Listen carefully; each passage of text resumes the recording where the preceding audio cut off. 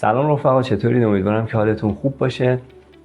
میدونم بعد از یک مدت خیلی طولانی دارم ویدیو میذارم، ولی شرایطم خیلی شرایط جوری نبود. همزمان با خدمت سربازی یکم سخت بود بخوام این کار رو انجام بدم. از کل داستان ترید هم من دور بودم اصلا یه مدت زیادی، چون که نمیشد دیگه. شما مثلا معامله باز داری، یهو باید شب بمونی پادگان، اصلا همه اون نظم زندگی تو با هم میزنه. ولش کن، خلاص هرچی بود گذشت، تموم شد. البته تموم که نه، روزای آخرشه و اومدم براتون ویدیو بگیرم. رازهای معامله‌گران پراپ. یه 4-5 ماهی هم هست که خودم دوباره برگشتم به داستان ترید. حالا استیتمنتاشو میبینیم، براتون میذارم و بریم سراغ این ویدیوه. رازهای معامله‌گران پراپ. هلوش فکر کنم 3-4 سال قبل این کتاب منتشر شده. فاندد نکس منتشر کرد این کتابو. داستان اینه، میان 17,000 تا معامله‌گر رو آنالیز میکنن به گفته خودشون و به یه سری آمار و ارقام خیلی جالب میرسن که این آنالیزها رو، این ارقام رو میان یک کتاب میکنن. احتمالاً یه قسمت‌هایی از این کتاب رو جای مختلفی مثل اینستاگرام یا همین یوتیوب دیده باشید. دیدم یه سری از پیج‌های اینستاگرام قسمت‌هایی از این کتاب رو گذاشته بودن و وایرال شده بود. فکر کردم بد نیست یه بار با هم دیگه کل این کتاب و رازهایی که داخلش هست رو، گفته شده رو با هم دیگه مرور کنیم، راجع به صحبت کنیم. برای خود من که به شخص خیلی خوب بود اون موقع که خوندمش. بریم سراغ کتابه. بذار فقط من اینو تمام صفحش کنم که بهتر ببینیمش.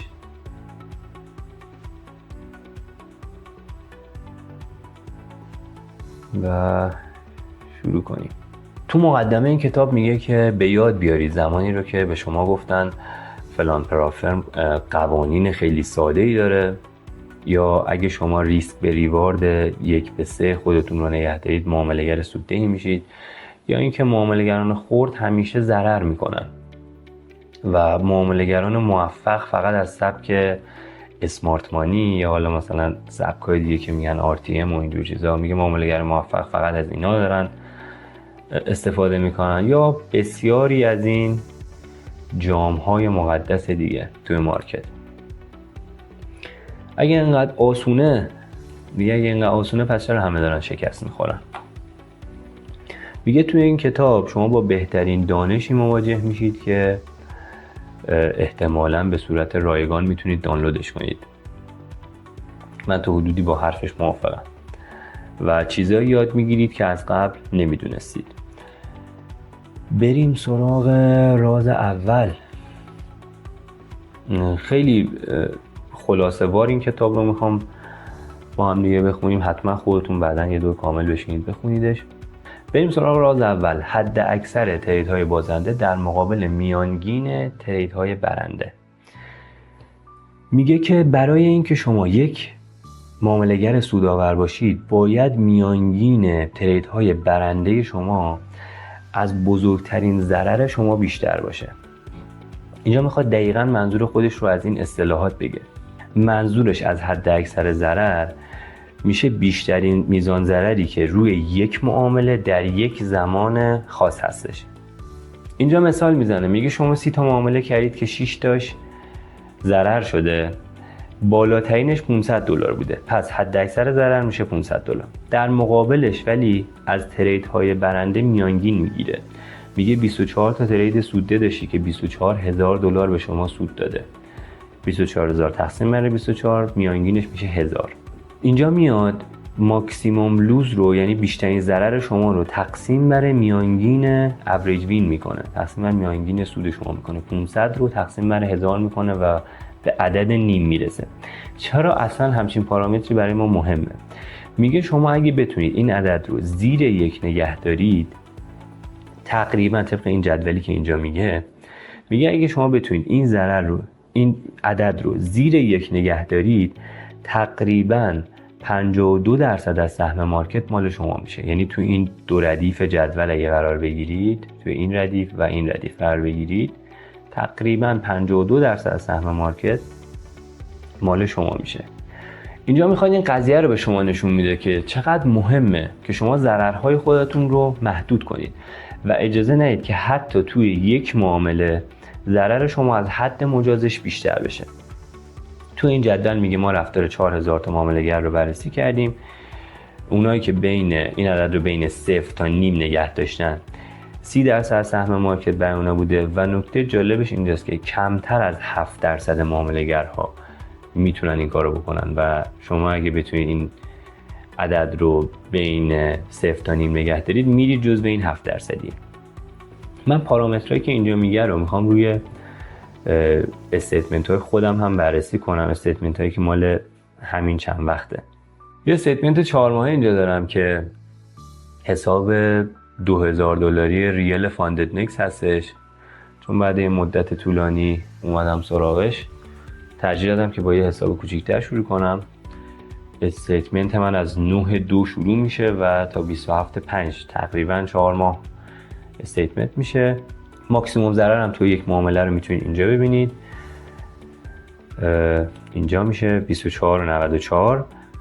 اینجا اگه بریم این 24.94 رو تقسیم بر 22.48 بکنیم میرسیم به عدد 1.1 که من تقریبا توی این ردیف سوم قرار میگیرم. یه استیتمنت یک ماه هم اینجا داریم که مربوط به چالش مرحله اول یک پراپی است، اونم احتمالاً ویدیوشو براتون میذارم. مربوط به همین یک ماه اخیر میشه که چالش مرحله اول پاس کردم. اینجا هم میبینید مثلا ماکسیموم ضرر 101.25 بوده که اگه تقسیم بر میانگین تریدهای برنده بکنیم، تقسیم بر این 143.47 بکنیم، به عدد 7 میرسیم که تو همین ردیف دوم قرار میگیره. بعد نیست شما هم اینا رو روی استیتمنت خودتون یه بررسی بکنید و ببینید که کجای این جدول قرار میگیرید، چند درصد از سهم پرداختی های مارکت مال شما میشه. اینجا خود اون پارامتر رو توی این ردیف داره میگه، تعداد تریدرهایی که ببینن اینجا هول و هوش 4000 تا تریدر رو توی این جدول اومده بررسی کرده.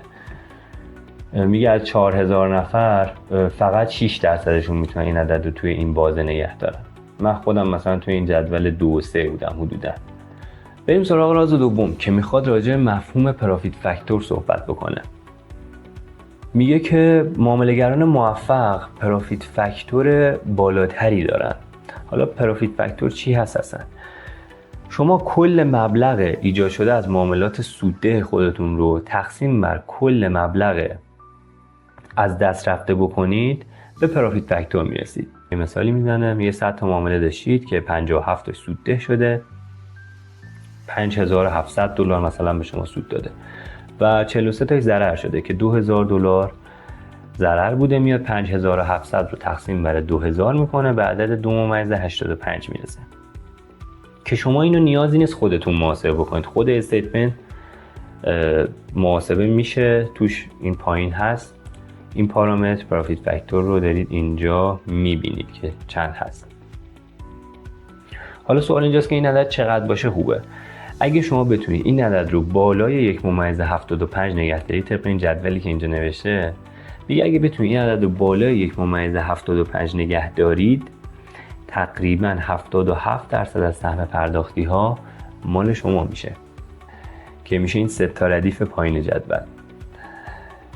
و شما فقط در صورتی میتونید این عدد رو بالا نگه دارید که به سودهای خودتون اجازه رشد بدید. بریم این پارامتر رو روی استیتمنت هم ببینیم. پرافیت فاکتور رو اینجا میتونیم ببینیم که عدد 1.82 رو نشون میده. مثلا بخوام حساب کنم توی این ردیف قرار میگیره. یا پرافیت فاکتور این یکی استیتمنت هم 3.36 رو نشون میده که اینجا قرار میگیره.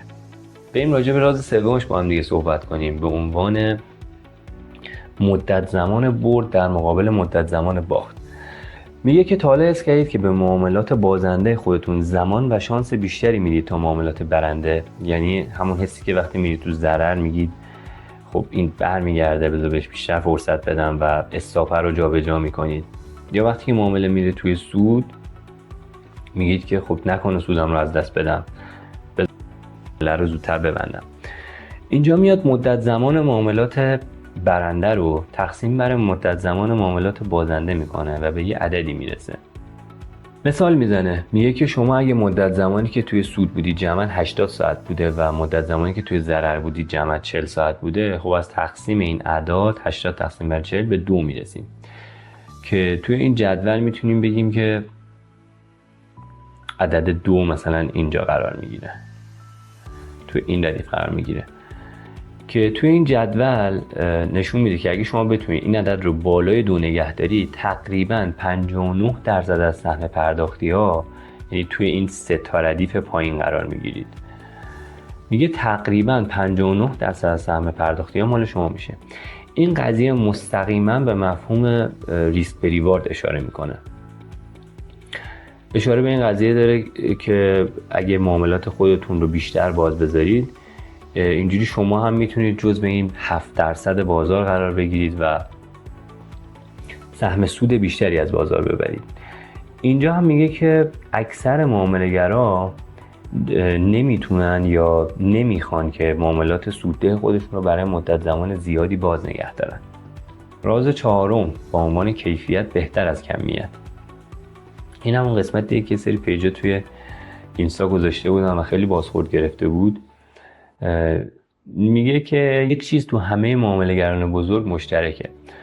اونا میتونن اشتباهاتی که مرتکب میشن رو درک کنن، حتی اگه این اشتباهات منجر به سوددهی کوتاه مدت بشه. و معامله‌گران سودده ترید نمی‌کنن تا فقط یک کلیک کرده باشن. اونا ترید میکنن تا سود کنن. 4000 تا معامله‌گر رو میگه توی این جدول ما بررسی کردیم، متوجه شدیم هر چقدر تعداد معاملات بیشتر میشه، سوددهی اونا هم کمتر میشه. خیلی جالبه. تو این جدول میگه افرادی که ماهیانه بین 3 تا 5 ترید میزنن دارن بیشترین سود رو میکنن. تقریبا 34% از سهم پرداختی ها مال اونا میشه و قسمت جالب ترش اینجاست که فقط 2.5% از معامله‌گرها میتونن این کار بکنن. شما میتونید ببینید دیگه هر چقدر تعداد معاملات میره بالاتر، میزان سوددهی اونا هم کمتر میشه و افرادی که مثبت 25 ترید توی ماه میزنن فقط 2.5% از پرداختی ها دارن سهم میبرن. سوالی که اینجا پیش میاد اینه که ما با افرادی که مثبت 25 ترید توی ماه میزنن چی میگیم؟ داریم راجع به اسکلپرها صحبت میکنیم. توی این چند وقت با هر کسی که صحبت میکنم، حالا به واسطه این ویدیوهایی که توی یوتیوب گذاشتم، یه سری از دوستان لطف داشتن تلگرام یا اینستا پیام دادن و خب در ارتباط بودیم. زمانی که من گزارش حساب این دوستان رو میدیدم، خب بهشون پیشنهاد میدم که تعداد معاملات خودشون رو بیارن پایین، چون خودتون هم میدونید که اکثر معامله‌گرای خرد دارن اسکلپ کار میکنن. زمانی که پیشنهاد میدم تعداد معاملاتشون رو کمتر کنن، این افراد میان شروع میکنن از سودهاشون اسکرین شات فرستادن و میگن که آره ما یه فامیلی داریم، یه دوستی، یه آشنا یا استادی داریم که داره این تعداد معامله میکنه و فلان قدر داره از بازار سود میگیره. ببینید دوستان، بحث این نیستش که از اسکلپ نمیشه سود کرد. بحث اینه که یه سری از دوستان چقدر اصرار دارن اون کار سخته رو انجام بدن. این جدولی که اینجا داریم داره میگه که اگر اسکلپر باشی باید سر این 2.5% که اینجا میبینی با 1378 نفر باید بجنگی، باید رقابت کنی، باید این سوده رو بین این همه آدم تقسیم کنی. 2.5% رو بین تقریبا 1400 نفر باید تقسیم کنی. در صورتی که میتونی بیای خودتو اینجا قرار بدی، بیای این 34% بازار رو فقط با 96 نفر تقسیم کنی و بیای خودتو تو این 2.5% مارکت جا بدی. مثلا یه لحظه فکر کنید که چقدر این کار میتونه راحت تر باشه. من خودم تا قبل از خوندن این کتاب توی ردیف دوم یا حتی سوم بودم، یعنی ماهی مثلا 14-15 تا ترید رو داشتم. بعد از این خیلی سعی کردم که خودم رو به این جدول اینجا، به این ردیف اول جدول نزدیک کنم. اما مثلا توی این استیتمنتی که داشتم توی 4 ماه مثلا چند تا ترید زدم من؟ توی 4 ماه 16 تا اینجا و 5 تا من 21 ترید توی 4 ماه داشتم که تقسیم کنی میشه همون مثلا ماهی 5 تا.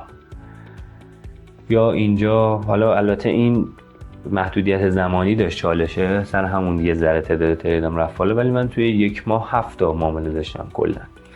میگم خیلی سعی کردم که خودم رو نزدیک کنم به قسمت بالای این جدول بعد خوندن این کتاب و تأثیر گذاشت روی معاملات من.